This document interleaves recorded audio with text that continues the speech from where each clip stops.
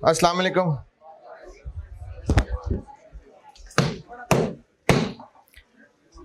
अस्सलाम वालेकुम। दुरूद शरीफ पढ़ लें।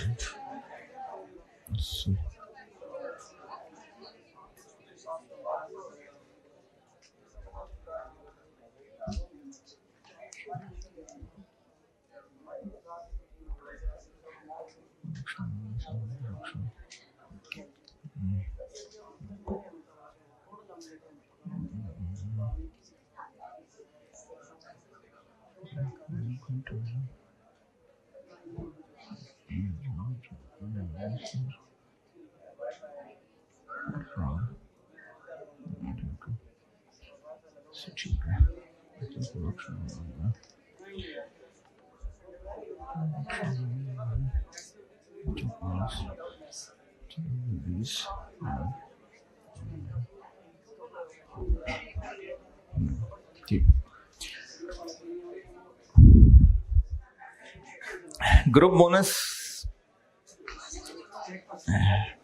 अभी एक वर्ड बोला मैंने बस। ग्रुप बोनस कल शुरू किया था और उसका सवाल भी किया था, मैं ये जुमला बोल रहा था। अच्छा, चूंकि होमवर्क में एज सच नहीं इसका देना चाह रहा, लेकिन डिस्कस तो सवाल लाना चाहूँगा। तो एक सवाल जो मैं पहले होमवर्क देकर डिस्कस किया करता था, अभी वैसे ही वो सवाल ज़बानी बता के ज़मानी गाइड करके छोड़ देता हूँ। हस्बे तौफीक ज़िंदगी में करना हो तो कर लेना। क्वेश्चन 14 देखें। क्वेश्चन 14 है, क्या हुआ? क्वेश्चन है, इंपॉर्टेंट क्या? तो नहीं करना ना करें, कोई बात नहीं, हाँ अगली दफा कर लेना। क्वेश्चन नंबर 14 ये है जी ऑटम 2005 अटेम्प्ट का। इस चैप्टर में आखिरी सवाल डाला हुआ मैंने, ए बी एंड सी।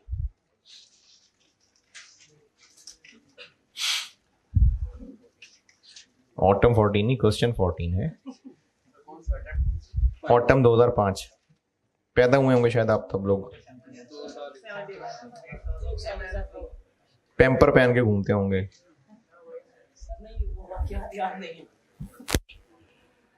सवाल तक पहुंचे तो पढ़ लें, फिर पहुंच गए हैं तो।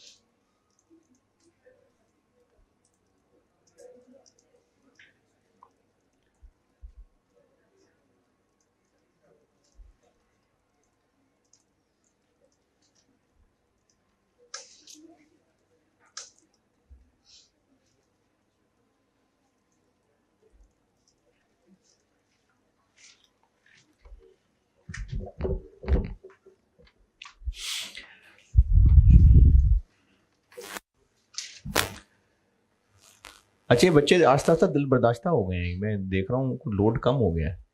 जितने पहले लोग जज्बाती थे पहली क्लास में उतने नहीं हैं आज। हैं? किसने कहा आखिरी क्लास है? किसने कहा है?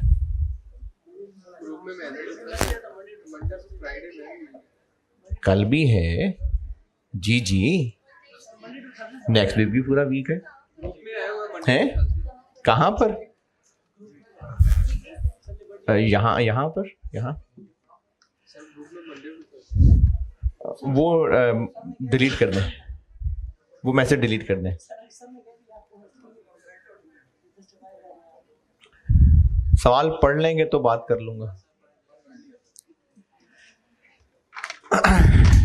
एक बिजनेस 3 कंपोनेंट्स बनाता है, 3 प्रोडक्ट कह लें, चलें 3 प्रोडक्ट बनते हैं, और वो 3 प्रोडक्ट्स बनाते हैं 4 तरह के लेबर ग्रेड दिए हुए होंगे, बिल्कुल कोई अनस्किल्ड होंगे, फिर उनसे कुछ थोड़े बेहतर होंगे, फिर थोड़े और बेहतर होंगे। ये चारों तरह के लोग ये तीनों प्रोडक्ट बना रहे हैं, या कुछ लोग ए, कुछ लोग बी, कुछ लोग सी बना रहे हैं। यानी प्रोडक्ट हैं ए बी सी, और लेबर के ग्रेड हैं 1 2 3 4।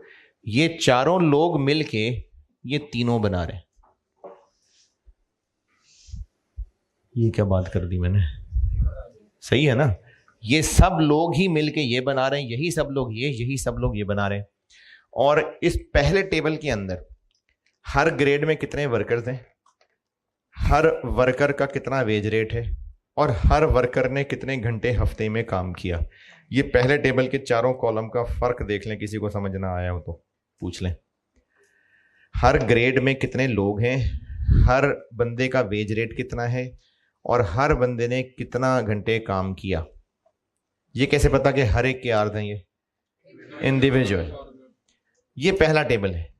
और दूसरे टेबल में तीनों प्रोडक्ट्स के टोटल यूनिट्स और उन पे लगने वाला एक्चुअल टाइम, स्टैंडर्ड टाइम दिया वो मिनट्स में हुआ है, लेकिन इसको आवर्स बना सकते हैं। 30 मिनट्स मतलब 0.5 आवर्स। तो आपको दूसरे टेबल में हर प्रोडक्ट की टोटल यूनिट्स प्रोड्यूस्ड और एक यूनिट में स्टैंडर्ड टाइम ये दिया हुआ है। इससे क्या निकल सकता है? जितने यूनिट्स एक्चुअली बनाए और एक यूनिट के लिए कितना स्टैंडर्ड टाइम लगना चाहिए, इससे एसएच निकलेगा कि एएच निकलेगा? इससे एसएच निकलेगा। एएच कहां से निकलेगा? ऊपर वाले टेबल से। हर वर्कर ने कितने घंटे काम किया, जब उसको नंबर ऑफ वर्कर से मल्टीप्लाई कर लेंगे तो टोटल एएच आ जाएंगे। लास्ट पैराग्राफ, वेज रेट भी बताया हुआ है, ओवर टाइम भी बताया हुआ है, और बोनस के बारे में कहा हुआ है कि वो टाइम सेव्ड पे 75% लगेगा। तो यहां तक तो बज़ाहिर जैसे पहले था वैसे ही है।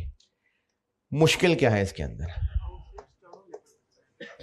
आपको रिक्वायर्ड में हर ग्रेड की अलग अलग वेजेस, ओवर टाइम और बोनस निकालने को कहा है। हर बंदे का नहीं, हर ग्रेड का। लेकिन टाइम सेव्ड का डाटा किसका है? देखें, इस सवाल में मुश्किल ये है कि आपको पूछा ये है, जबकि जो टाइम और प्रोडक्शन दी हुई है वो प्रोडक्ट्स की है। अब ये सारे प्रोडक्ट्स ये सब लोग मिलके बना रहे हैं। आप इन प्रोडक्ट्स के एएच और एसएच तो निकाल लेंगे।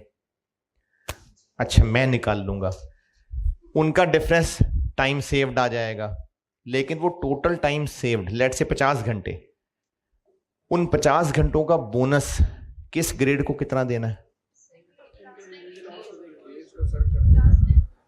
ये आपको लास्ट लाइन में बताया हुआ है कि जब आप टाइम सेव्ड निकाल लेंगे तो आपको वो चारों ग्रेड्स में बांटना होगा, उसको रेशो में बांटना होगा, फिर ये एक नॉर्मल सवाल बनेगा। तो इस सवाल की मुश्किल ये है कि 4 ग्रेड्स हैं, 4 अलग तरह के लोग हैं, एएच इन चारों के निकल आएंगे पहले टेबल से, लेकिन एसएच टोटल निकलेंगे। उन एएच को एसएच से कंपेयर करेंगे तो टाइम सेव टोटल निकलेगा, लेकिन उस टाइम सेव्ड को बांटना पड़ेगा। मुझे लगता है मैं ही कर देता हूं ये सवाल। वैसे तो करना चाहिए, अभी करेंगे तो फिर सैटरडे को भी क्लास होगी। नहीं, होमवर्क आप कहाँ करेंगे?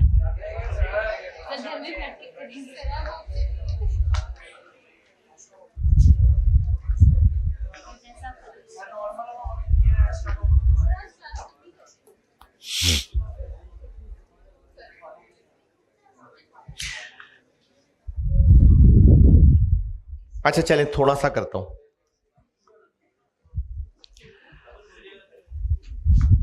ये है जी ऑटम 5। सवाल की रिक्वायरमेंट, सवाल पूरा प्लान करके दे रहा हूं ना। सवाल की रिक्वायरमेंट है ईच ग्रेड ऑफ लेबर की basic wages, over time, premium और बोनस, हर ग्रेड के अलग अलग। तो एक्चुअल आवर्स निकाल के देता हूं आपको। ग्रेड 1 के कितने जी? कैसे? 40 इंटू 6 लोग। दूसरे ग्रेड के कैसे? 42 इंटू 18 लोग। तीसरे के 40 इंटू 4। चौथे के 44 इंटू एक ही बंदा है। अच्छा, टोटल 240, 756, 160 और 44।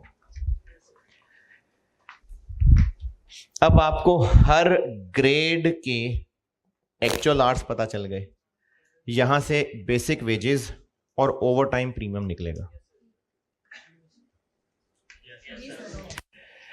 इनका टोटल 1200।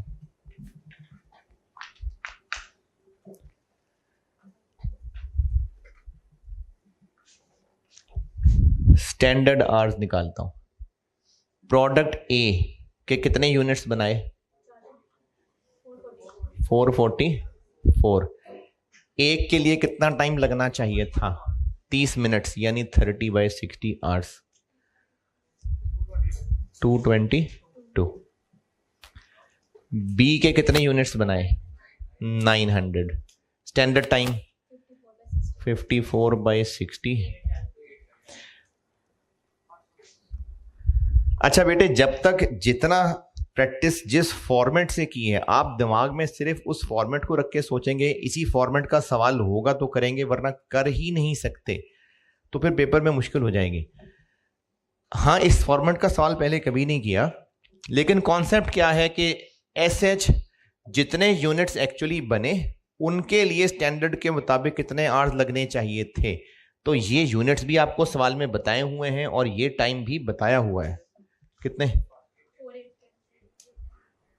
8, 10 और सी के 480 इंटू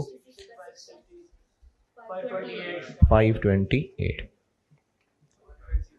1560। ये एसएच आ गए। अच्छा, ये और ये टोटल तो कंपेरेबल है, लेकिन मैं 240 को 222 से कंपेयर करूं? नहीं, ये ब्रेकअप ग्रेड्स के एतबार से है, ये प्रोडक्ट्स के एतबार से है, इसलिए मैं टोटल तो कंपेयर कर सकता हूं। अब जब टोटल कंपेयर करेंगे तो टाइम सेव्ड आ जाएगा 1560 minus 1200, 360।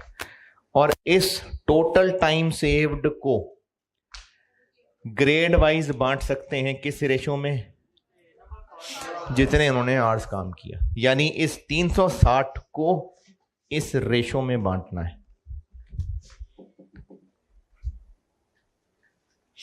360 into this divided by this.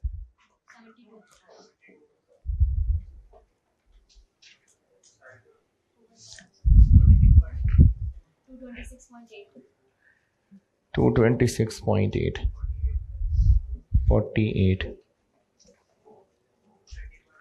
जी 13.2। ये अब हर ग्रेड के एक्चुअल आवर्स हैं जिससे आप बेसिक वेजेस और ओवरटाइम निकालेंगे, और हर एक के टाइम सेव्ड हैं जिससे बोनस निकलेगा। ये है सवाल। बस मैंने इतना ही बताना था, अब छोड़ दिया मैंने। अब इसको जब जिसने जिंदगी में जब करना हो कर लेना। इस सवाल की मुश्किल ये थी कि अब तक पहले जो सवाल किए थे कल परसों तरसों, उसमें एक बंदा है तो उसी बंदे के आर्स और उसी बंदे की प्रोडक्शन है। कल किया पूरे ग्रुप के आर्स और पूरे ग्रुप की प्रोडक्शन है, लेकिन अब यहां पर ग्रुप्स डिफरेंट हैं, प्रोडक्ट्स डिफरेंट हैं। हम एसएच इनके नहीं निकाल सकते, इनके निकाल सकते हैं, लेकिन एएच इनके निकाल सकते हैं। तो इसमें हमें टोटल को कंपेयर करके टाइम सेव्ड निकालना पड़ा, फिर इसको हमें ग्रुप्स में बांटना पड़ा। यह सवाल की लास्ट अंग्रेजी में लिखा हुआ है कि इस 360 को इस रेशो में बांटना है। ये लास्ट सेंटेंस का मतलब है। चलें, बस ये मेरी तरफ से बहुत है सवाल है जी। नहीं, होमवर्क नहीं, बस हो गया ना। अब जब भी कभी इसको रिवाइज कर रहे होंगे तब कर लेना। चलें, ग्रुप बोनस भी बहुत है। अच्छा, ग्रुप बोनस का मैं एक सवाल और करा रहा हूं। अगर आपको वो समझ आ गया टूटा फूटा भी तो चलो अच्छी बात है, वरना मैंने जब इस चैप्टर के शुरू में 4 टुकड़े तोड़े थे तो उनमें से एक टुकड़ा था डिसीजन मेकिंग। तो ये सवाल मैंने रखा डिसीजन मेकिंग के लिए था, लेकिन इतना कुछ ज्यादा डिसीजन मेकिंग से रेलिवेंट नहीं है, इसलिए मैं अभी चांस ले रहा हूं। हो सकता है समझ आ जाए, बहुत अच्छी बात है, आइंदा का टाइम बचेगा। ना समझ आए तो चलो कोई बात नहीं, जब डिसीजन मेकिंग करेंगे तब इस सवाल को दोबारा हाथ डाल लेंगे। उस सवाल को कराने से पहले मैं आपको ना कुछ फार्मूले बताता हूं। ये फार्मूले आपसे नाम लेके पूछे जा सकते हैं। आप में से जो बच्चे FAR 1 पढ़े हुए हैं, रेशोस का एक टॉपिक था। क्या जिंदगी का मकसद होता है रेशोस की? है मुख्तलिफ फंक्शंस को कंपेयर करना, ये मकसद होता है। और जो लोग अभी FAR 1 पढ़ रहे हैं, है कुछ होता है। तो बिजनेसेस अपने ही कुछ ईयर्स को इस साल को पिछले साल से, या इस ईयर को बजट से, या कुछ लोग मुख्तलिफ कंपनीज को अगर कंपेयर करना चाहें ना, या चलो स्टूडेंट की बात करता हूं, अगर किसी स्टूडेंट की परफॉर्मेंस कंपेयर करनी है कि उसके मैट्रिक में, एफएससी में और ग्रेजुएशन में मार्क्स का कंपैरिजन करना है, तो वो मार्क्स को कंपेयर करके क्यों फेयर नहीं होगा? यानी मार्क्स ऑब्टेन्ड को कंपेयर करके फेयर क्यों नहीं होगा? क्योंकि टोटल डिफरेंट हो सकता है। तो फेयर कंपैरिजन के लिए परसेंटेज, तो बस कुछ इसी तरह का मकसद होता है रेशोज का।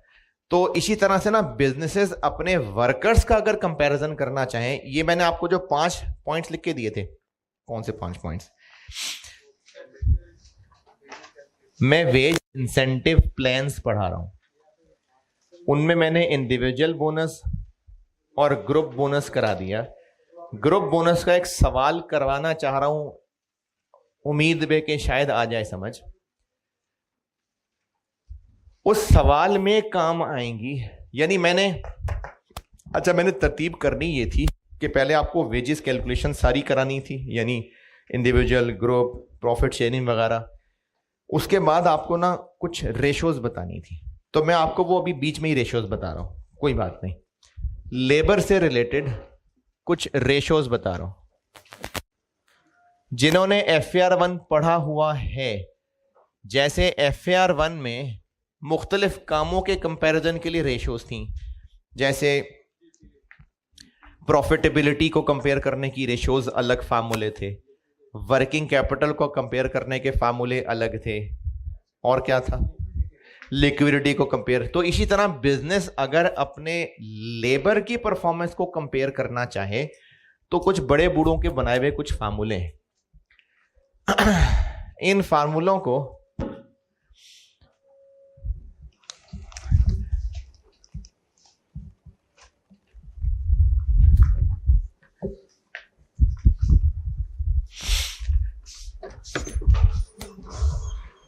यार बैटरी दे दें 2-3,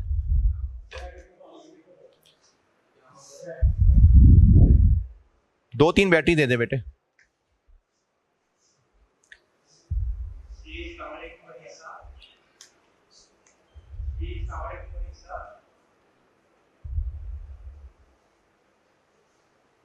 मैंने कहा बेटा 2-3 दे दो।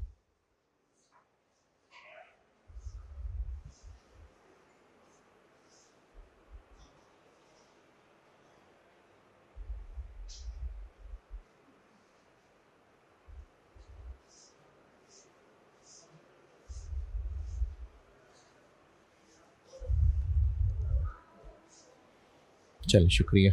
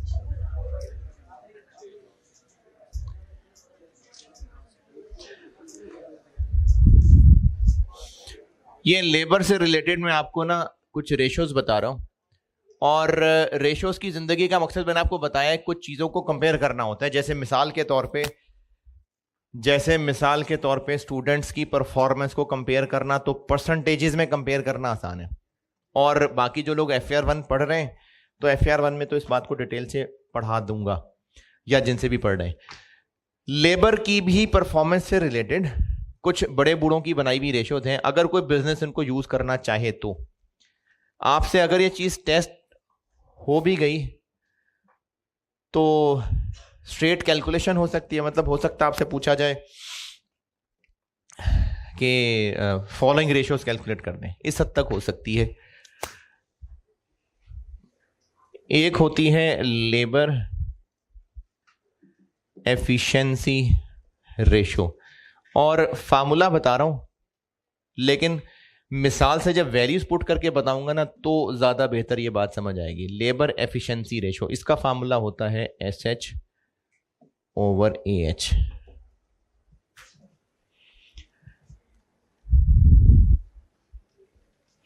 ये क्या SH और AH? ठीक। एक होती है लेबर प्रोडक्टिविटी रेशो। अच्छा, इनका आंसर दोनों का सेम आता है, कॉन्सेप्चुअली भी एक चीज है, लेकिन फर्क यह है कि इसमें लेबर के आवर्स का कंपैरिजन है, जबकि इसमें लेबर की प्रोडक्शन का कंपैरिजन है। इसका फार्मूला होता है actual production divided by standard production. क्या जी? बस देखने के नजरिए का फर्क है। हाँ जी, क्यों? वो आर्ज है, ये प्रोडक्शन है, फर्क है ना दोनों के अंदर। वैल्यू से बताता हूं। एक होती है लेबर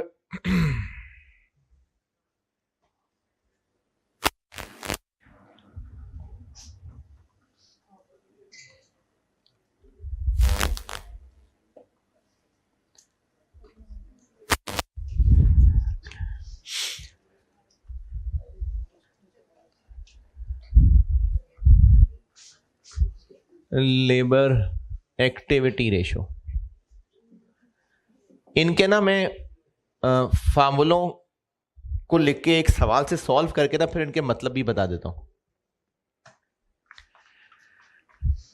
लेबर एक्टिविटी रेशो का फार्मूला होता है SH/BH, और ये जो BH है ये आपको वेरिएंस वाले चैप्टर में बड़ी अच्छी तरह समझ आ जाएगा। ये आगे एक चैप्टर में पढ़ाऊंगा, बजटेड आवर्स।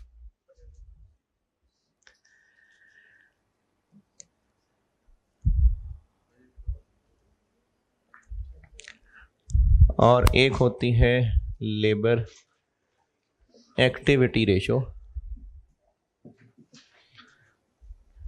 ये होती है AH/BH।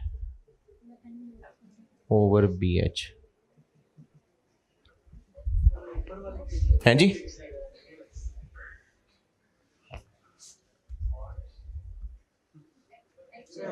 भाई S और A का फर्क है। अच्छा अच्छा, sorry, capacity labour capacity ratio है। आप काट के लिख दें, इसमें क्या है।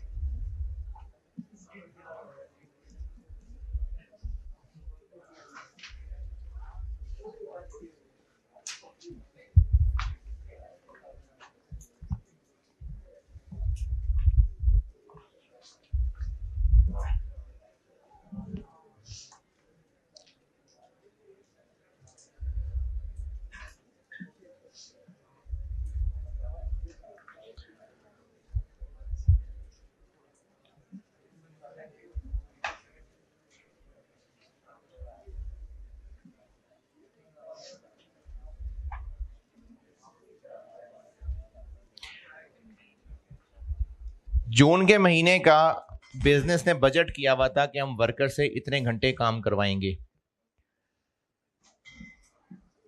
जबकि एक्चुअली इस महीने में वर्कर से काम ले सके 120।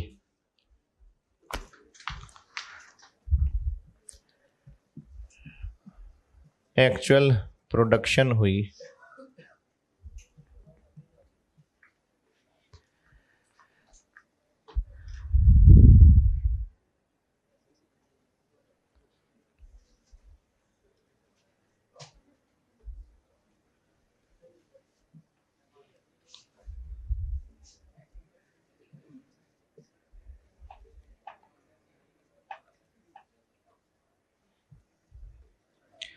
और standard production per hour 2 units. ये डाटा है। इस डाटा से मैं चारों रेशोज कैलकुलेट करके देता हूं।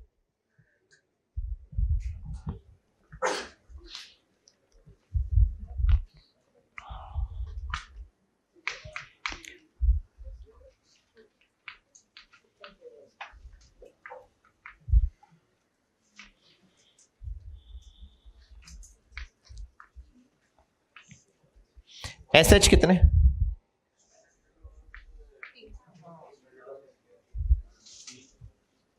एसएच 140। 2 आवर्स पर यूनिट नहीं लिखा, 2 यूनिट्स पर आवर लिखा है।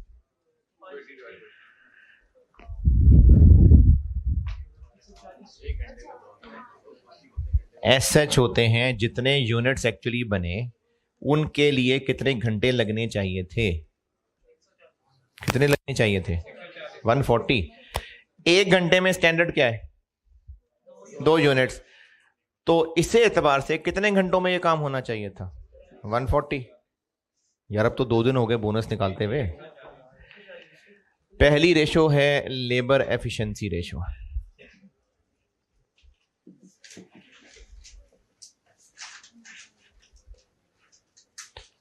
Is equal to 140 divided by 120।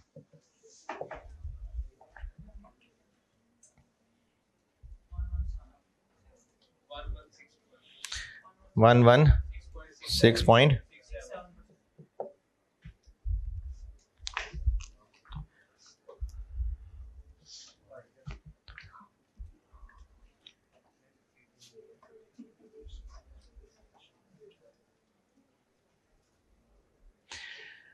Labour productivity ratio.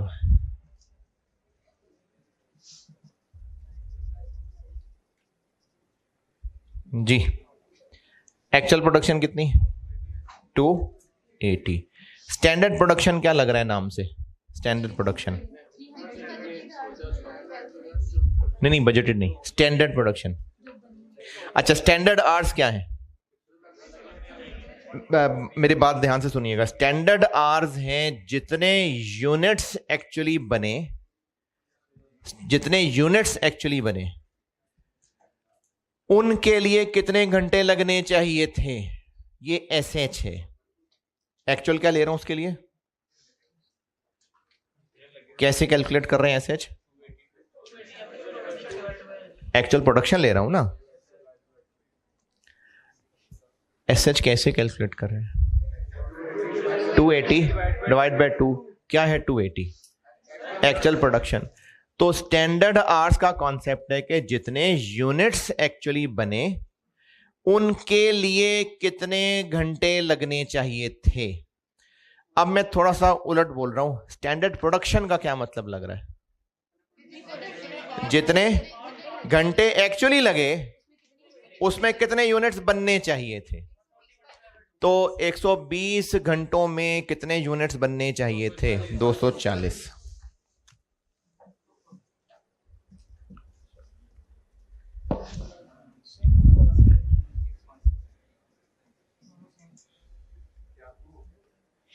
यानी जादू नहीं हो गया। इन दोनों का आंसर सेम ही आता है, बस नजरिया फर्क यह है कि इसमें किसको कंपेयर कर रहे हैं? आवर्स को, कि वर्कर ने कितना एफिशिएंटली काम किया। इसमें यूनिट्स को कंपेयर कर रहे हैं। कि कितनी प्रोडक्शन करनी चाहिए थी, उसने कितनी प्रोडक्शन कर दी। तो इन दोनों का आंसर एक ही आएगा, लेकिन सिर्फ नजरिया फर्क यह है कि यहां पर आर्स के हिसाब से देखा जा रहा है, यहां पर यूनिट्स के हिसाब से देखा जा रहा है।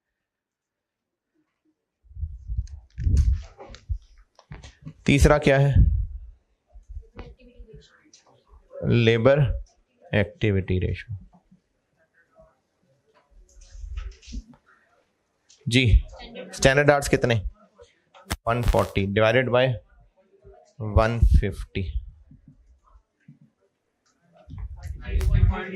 3 और लेबर कैपेसिटी रेशो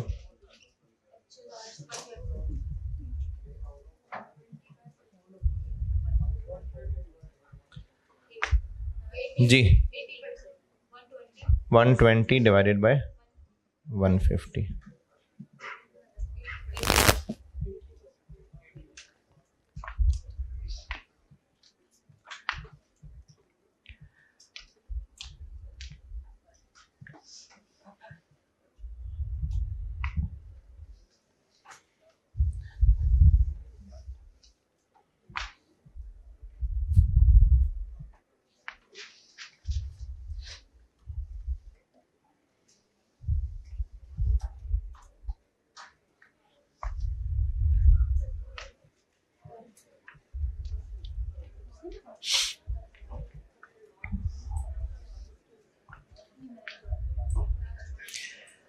इनका मतलब क्या है बताता हूं, पहले आप सिर्फ इतना देख लें कि इन फार्मूलों में वैल्यूज पुट करके आंसर कैलकुलेट करना आ रहा है या नहीं।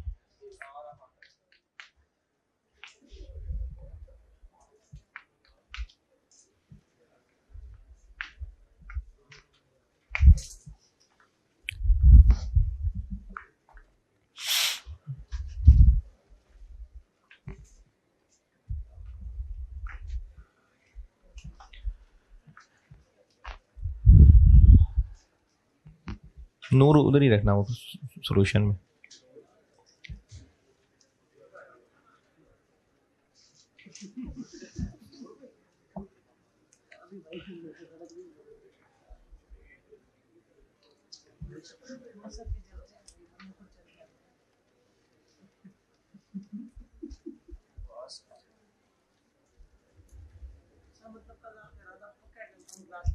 इंशाल्लाह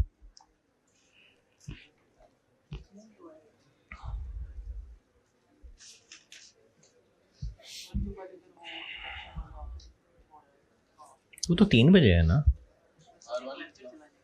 कौन सा लेक्चर चला जाए? तो आप लोग ना लेना, आपने कौन सा इस दफा आर्टिकल्स के लिए जाना है तो बस फिर हैं।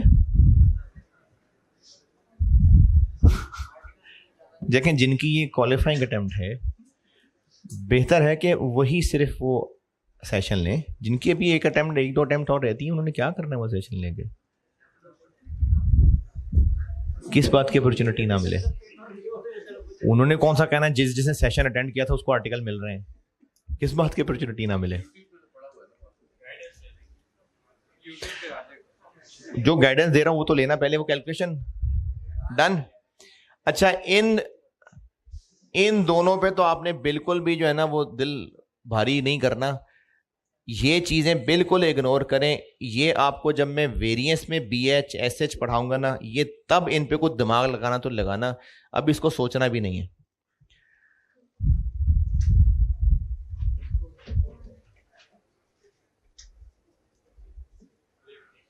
से पहले सोचना भी नहीं।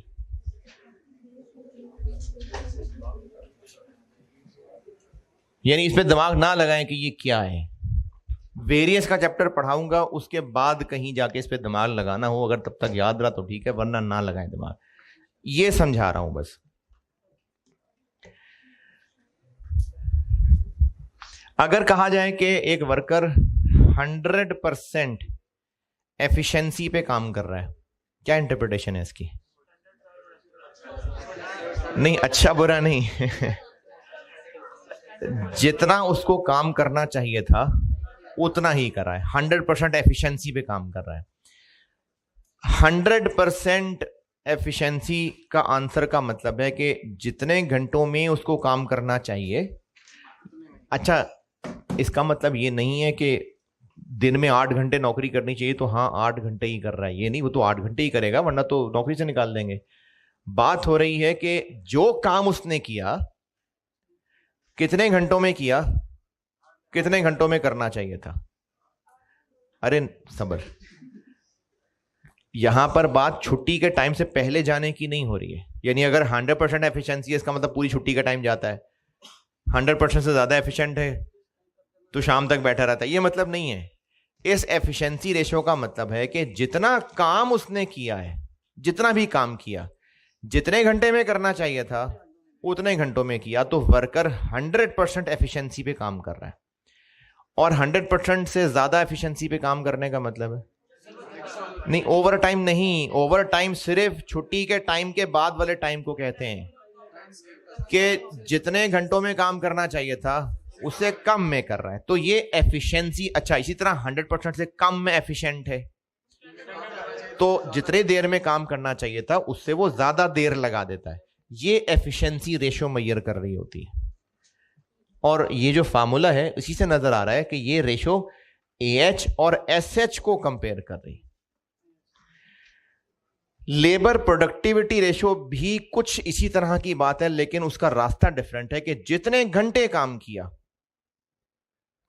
उसमें जितनी प्रोडक्शन करनी चाहिए थी और जितनी की, ये उनका कंपैरिजन है।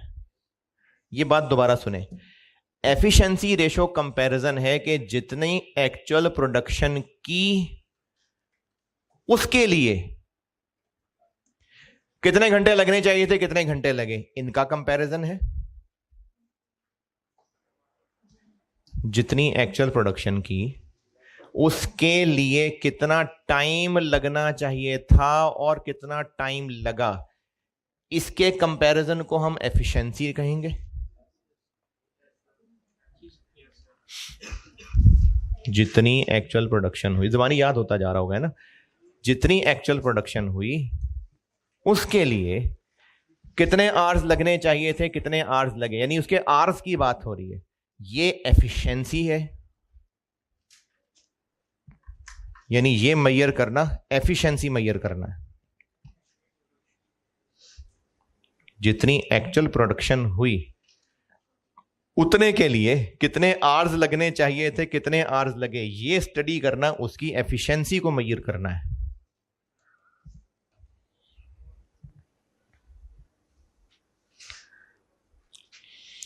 जितने घंटे काम किया,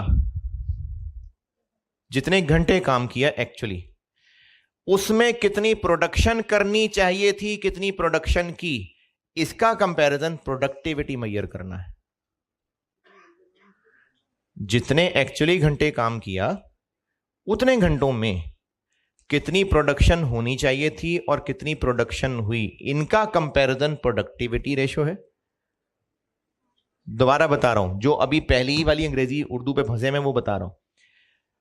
वर्कर ने एक्चुअली जितनी प्रोडक्शन की, फॉर एक्चुअल प्रोडक्शन कितने आवर्स लगने चाहिए थे, कितने आवर्स लगे, ये कंपैरिजन उसकी एफिशिएंसी मेजर करना है।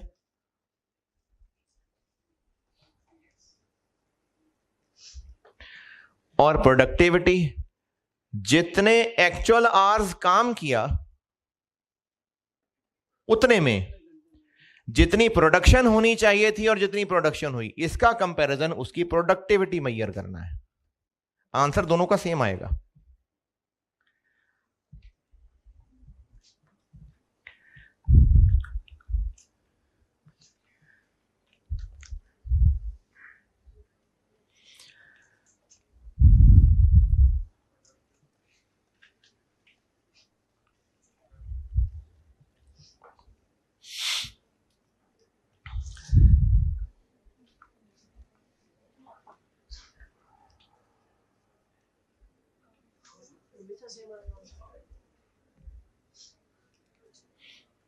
दोनों का एंड आंसर सेम निकलेगा।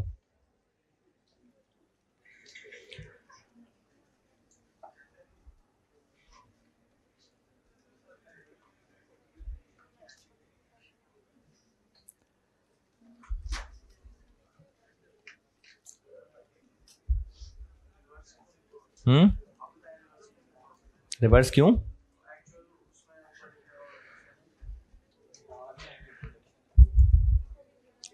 अगर जितने आर्ट लगाने चाहिए थे, ऐसे ही नॉलेज के लिए बता रहा हूं। वैसे तो इस टाइम आपको नॉलेज हासिल करने का कोई शौक नहीं रह जाता, लेकिन वैसे बता रहा हूं। 100% एफिशिएंसी है तो जैसा काम करना चाहिए था वैसा किया। 100% से ज्यादा है, चाहे एफिशिएंसी चाहे प्रोडक्टिविटी, अगर आंसर 100% है तो जैसा होना चाहिए था वैसा हुआ। 100 से ज्यादा है तो अच्छा हुआ, 100 से कम है तो बुरा हुआ। SH AH से ज्यादा हो तो अच्छा है, कम हो तो अच्छा है। SH, अच्छा चलो, AH कम हो तो अच्छा है, ज्यादा हो तो अच्छा है, इसलिए डिनोमिनेटर में रखेंगे। कम हुए तो आंसर 100 से ऊपर आएगा। एक्चुअल प्रोडक्शन स्टैंडर्ड प्रोडक्शन से ज्यादा हो तो अच्छा है, कम हो तो अच्छा है, इसीलिए उसको ऊपर न्यूमरेटर में रखा है कि अगर बड़ा होगा तो आंसर 100 से ऊपर आएगा, इसलिए जगह बदली हुई है। ये दोनों अभी इस चैप्टर में समझाने जरूरी थे, वो बता दिए। जिनको अभी भी ये जो मैं बोल रहा था बार बार लिखने का टाइम नहीं मिला, तो खैर है, वीडियो सुन लेना और लिख लेना दोबारा। या तो आपसे ये नाम लेके कैलकुलेट करवाए जा सकते हैं, तो वो चलो मैंने एक सवाल से कैलकुलेशन बता दी। अच्छा, अभी इसको पढ़ाते पढ़ाते मेरे दिमाग में एक अपडेशन ये आई है, सॉफ्टवेयर अपडेट हुआ है कि वो जो डिसीजन वाला सवाल है वो मैं कल कराऊंगा, जब आप थोड़े से बेहतर फ्रेश होंगे, थोड़े से बेहतर। अभी मैं आपको वो पिछला कंटिन्यू करा रहा हूं। Individual plan done, group bonus plan done. अब जो बाकी 3 हैं वो ऐसे ऐसे हो जाएंगे।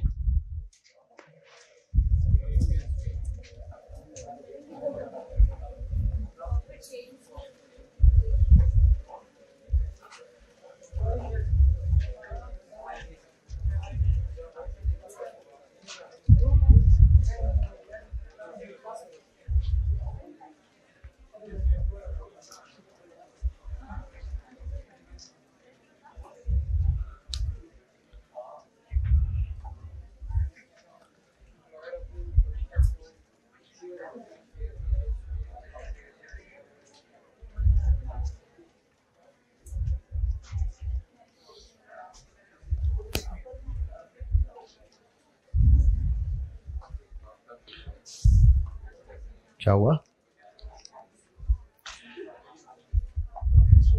Profit sharing scheme.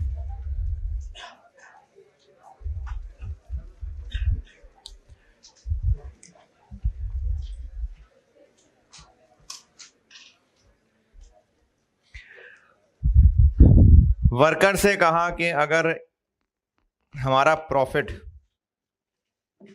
या कोई भी टारगेट, हमारी सेल्स, हमारा प्रॉफिट, हमारी शेयर प्राइस की ग्रोथ, कोई भी टारगेट दिया, अगर ये टारगेट पूरा हुआ तो हम अपने प्रॉफिट्स का इतने % आप में इनाम बांट देंगे।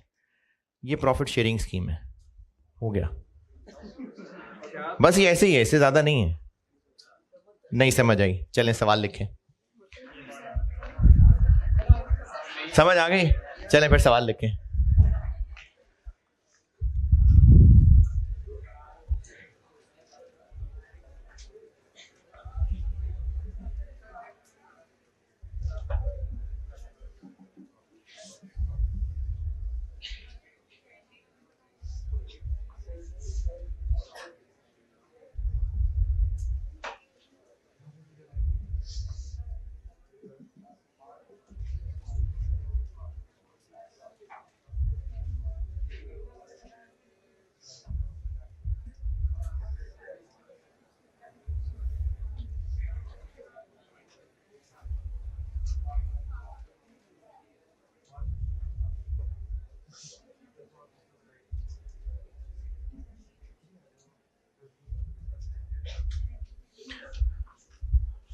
अगर एक टारगेट होता है, कोई ना कोई टारगेट रखा होता है, वो पूरा हो जाए तो फिर प्रॉफिट का शेयर जो है वो लोगों में इनाम बांट देते हैं।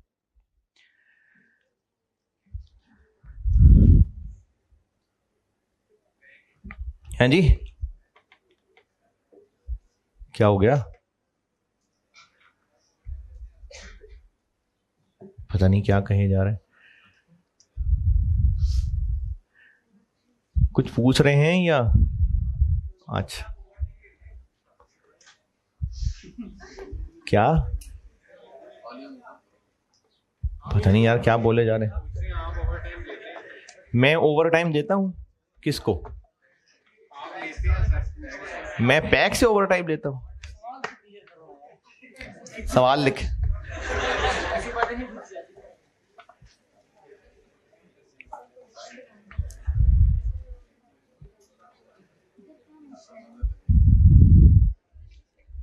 फाइव परसेंट जी क्वेश्चन है,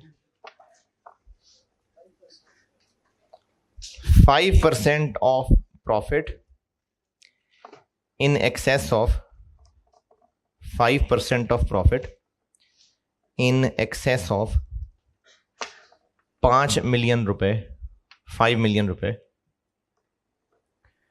is distributed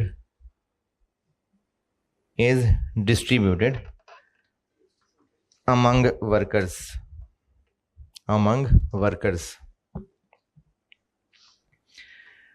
रिक्वायर्ड है आपसे amount of bonus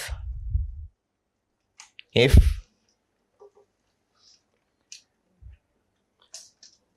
business earned a profit of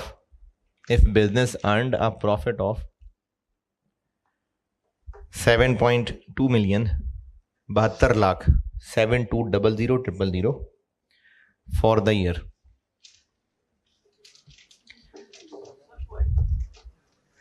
अगर बिजनेस ने पूरे साल में 7.2 मिलियन प्रॉफिट कमाया तो वर्कर्स को कितना बोनस बांटेंगे?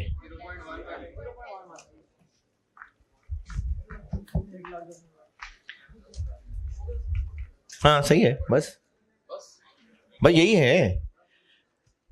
7.2 मिलियन 5 बिलियन से कितना ऊपर है?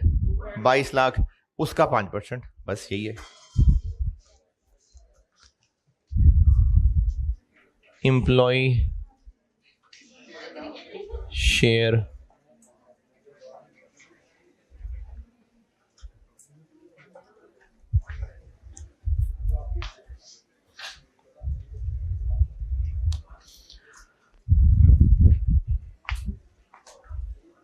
ये तो खैर है ही सिर्फ ज़बानी हद तक, इसका न्यूमेरिकल तो आपकी अभी औकात से बहुत बाहर है, ये बस ज़बानी हद तक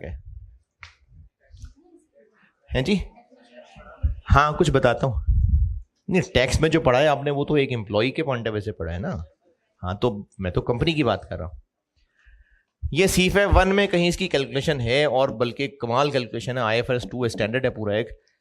तो अभी आपके लिए ना ये सिर्फ और सिर्फ थ्योरेटिकल है कि एम्प्लॉयज़ को कुछ टारगेट दिए होते हैं, अगर वो टारगेट पूरे हो जाएं तो या तो उनको मुफ्त में शेयर्स मिल जाते हैं या सस्ता खरीदने की ऑफर हो जाती है। बस ये एम्प्लॉय शेयर स्कीम्स हैं।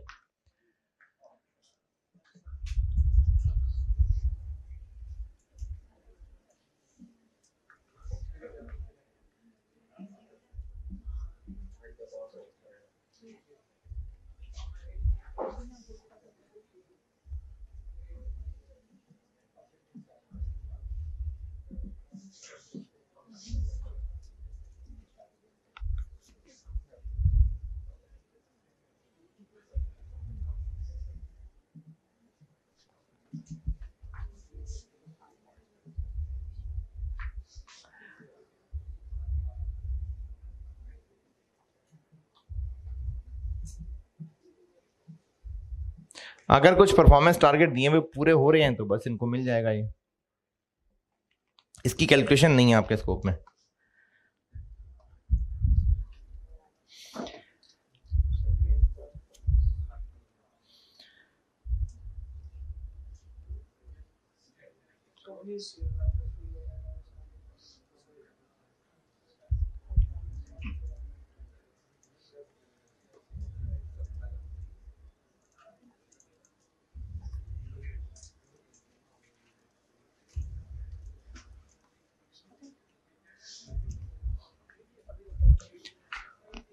और पांचवी चीज क्या थी?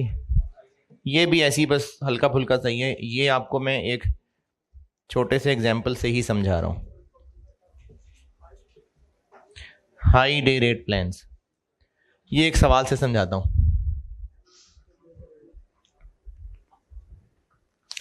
ये हाई डे रेट प्लान एक छोटे से सवाल से समझाता हूं। High day rate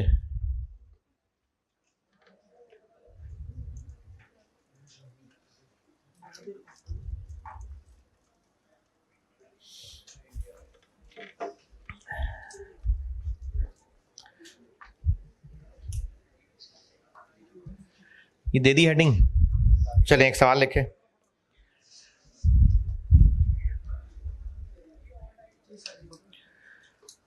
basic wage rate, basic wage rate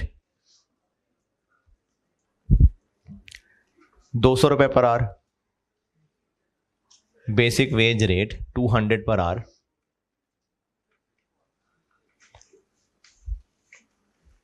और working hours per day, working hours per day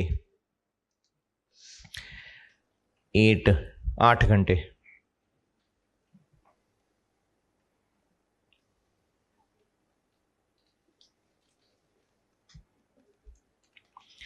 और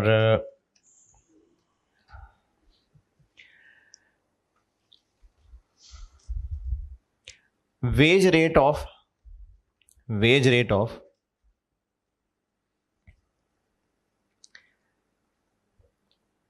250 per hour, 250 per hour is paid if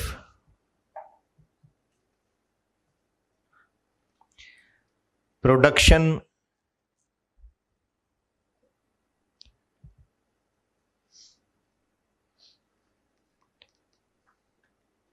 reaches 120 units in a day, 120 units in a day। इस मिसाल का मतलब है कि worker को wage rate तो कहा हुआ है 200 और 200 पर यूनिट है, पर आवर है। अब वो 8 घंटे काम करता है, 8 घंटे के पैसे ले लेता है और 8 घंटे गप्पे छप्पे मार के चला जाता है। नहीं, कुछ तो उसको काम कहा ही होगा, यानी ये तो कहा ही होगा मिसाल के तौर पे कि जी 80 यूनिट्स बना के घर जाना है, लेकिन उसको इंसेंटिव दे रहे हैं कि अगर 120 यूनिट्स बना दोगे तो तुम्हारा वेज रेट ज्यादा कर देंगे। वो वेज रेट पर यूनिट होगा पर आर ही, लेकिन अगर उसने एक सर्टेन नंबर ऑफ यूनिट से ज्यादा बना लिए तो उसका वेज रेट बढ़ा देंगे। ये भी एक तरह का इंसेंटिव है, ये मतलब है इसका, ये इस बात का मतलब है। और इस सवाल की रिक्वायरमेंट है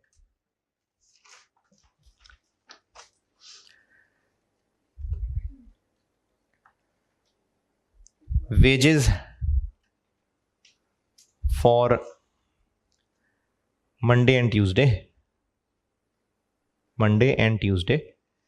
if a worker produced